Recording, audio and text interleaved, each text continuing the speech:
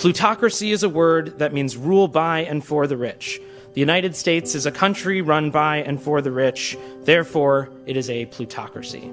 Since the country's beginning, America has been divided, the rich and the poor. The top 1%'s wealth has allowed them to gain political power, which in turn produces more wealth for them. This never-ending cycle of the wealthy being in control has turned our country into a plutocracy. The biggest problem that exists because of America's plutocracy is the wealth gap.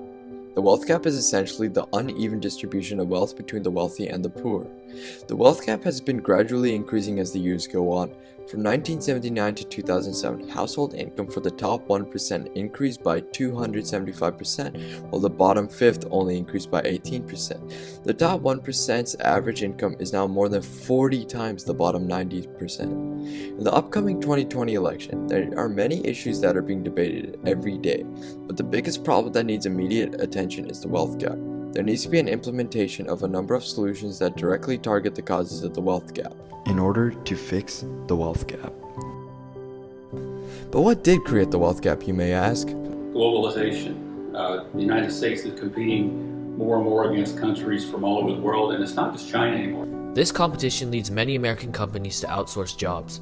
Instead of paying higher wages here, they use lower wages overseas to make a larger profit. With the outsourcing of many manufacturing jobs, there are fewer opportunities for less skilled workers in America. With limited options, these people are forced to rely on low-income, minimum-wage service jobs.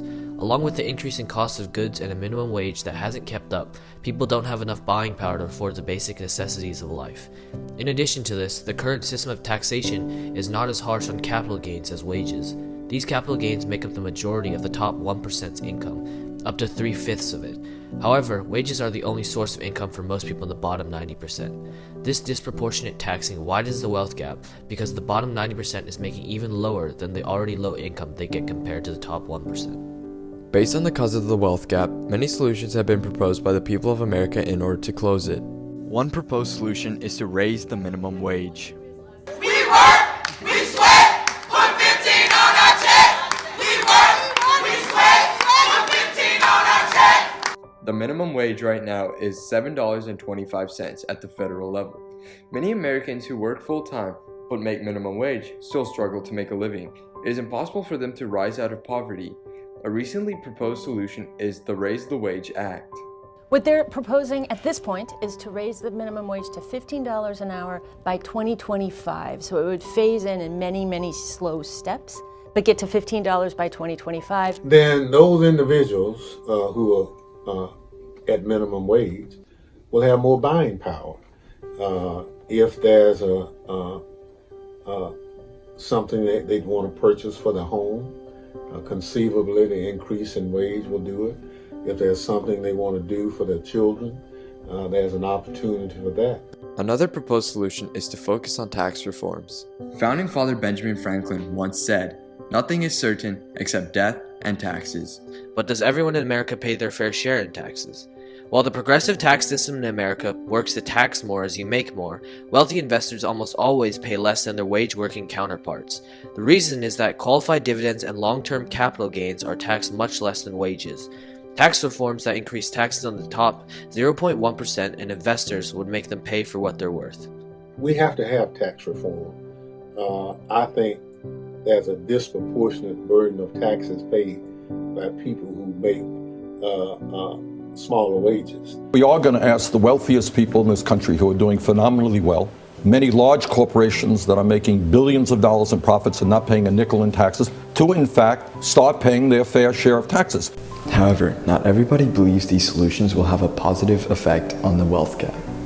The minimum wage is sort of like fishing with dynamite. It's flashy and it can be effective, but it can cause collateral damage. While raising a minimum wage may seem appealing on the surface level, some people have expressed concerns over the economic problems that may arise. For example, the Raise the Wage Act is fighting for federal wage level. In turn, it does not account for different costs of living in all parts of the countries.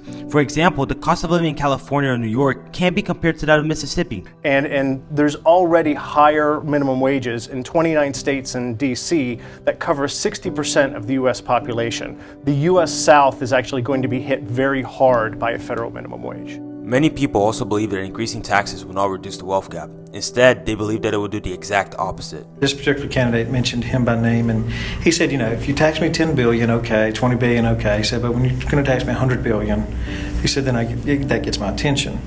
And so if you look at someone like Bill Gates, who I know he's super wealthy and he's the 1% of the 1%, right? But if you were to take $100 billion from him, he would be left with, I think he said $6 billion, right? Well, when you take that into account, that's a one-time tax. He's not going to have $100 billion every year to donate or to be taxed. Ultimately, the growth of wealth inequality in America is undeniable. Whether through raising the minimum wage to help people escape poverty by giving them buying power, or reforms that target the unfair tax burden on the poor, the government's actions and policies moving forward will determine how the future of our economy will look. It is our vision in 2020 to see steps taken towards an America where the burden of poverty is no longer inescapable.